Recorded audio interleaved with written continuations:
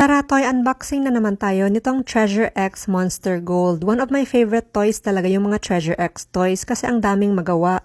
13 levels of adventure daw to. Maganda yung quality niya, very nice plastic material. Very interactive din to na toy, 13 levels nga of interaction. Bakit pinainom ng gamot yung mga nasa semeteryo? Because they were coffin.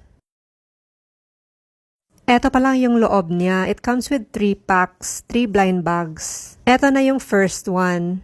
It's parang cobweb siya na yellow. At sa loob, meron siyang kasamang eyes for your monster at etong spider for the spider web. Yung texture niya para talaga siyang slime na may balls. Eto na yung eyeballs ng monster. At prepare na lang kayo ng tubig sa cup. Pour in the first powder na to your water. Mag-fizz at bubbles yung mixture. Pagkatapos, you can add in your next powder na itong red naman. Ipapalaro na lang natin nila Kuya Josh at Brie mamaya pagkatapos natin mag-unboxing. Eto na yung pinaka-cool na part. Pour in your mixture sa parang soil na kasama at tingnan nyo, magso-slowly na rise yung monster from the grave. Kung sino man yung inventor nito, super cool talaga. Eto na yung skeleton monster natin. Tingnan natin from another angle. Eto na siya. May kasama din pala siyang brains. Matalino kaya tong monster natin. Break its head open like this. Mag-e-enjoy sana sila Brie nito. Pero sorry na lang kids, si mama muna mag-enjoy. Remove the pet niya from his head.